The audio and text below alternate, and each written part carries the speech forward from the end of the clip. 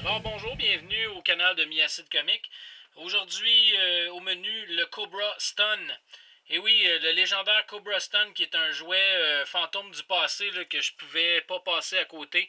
On peut voir à l'arrière là, le Motor Viper juste ici qui est le véhicule, dans le fond le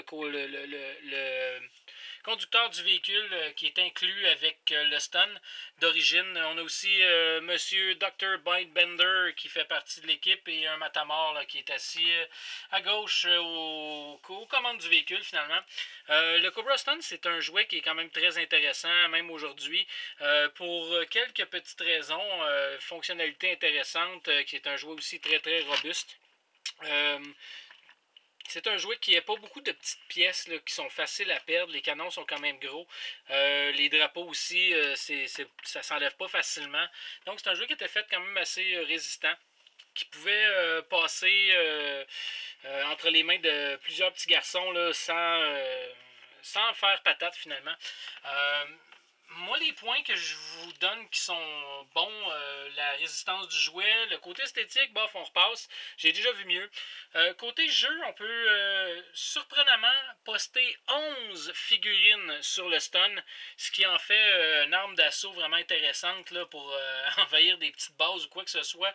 Je trouve que 11 figurines, ça commence à être très peuplé pour la grosseur du véhicule. Bon, autre point qui est vraiment intéressant, chacune des deux cabines ici en avant est indépendante. Elle peut se séparer du véhicule, en réalité comme ça ici, là, pour faire un pivot et pouvoir justement donner une flexibilité au niveau combat à ce véhicule-là, aller tirer dans plusieurs directions, etc. Donc les nacelles indépendantes, c'est quand même très intéressant comme concept. Rien de trop farfelu, mais quand même, c'est quand même intéressant.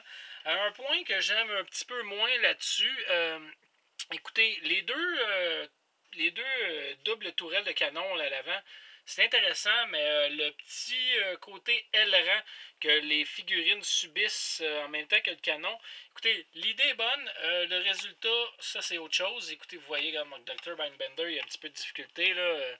Il n'est pas très bien assis là-dedans. Ça fait la même chose avec mon ami le Matamor.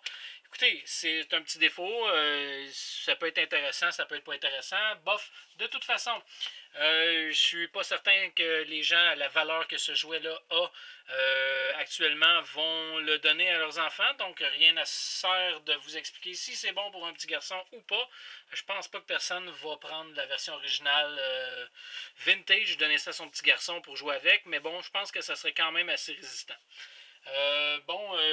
Là-dessus, je vous donne ma note. Le Cobra Stun, jouet légendaire, 8.5 sur 10 ma note. C'est très bien, c'est très solide, les belles fonctions, très intéressant. C'est un jouet qui sort de notre passé, qui a marqué beaucoup de jeunes personnes là, qui ont bien aimé ce jouet. Alors là-dessus, je vous dis merci et à la prochaine.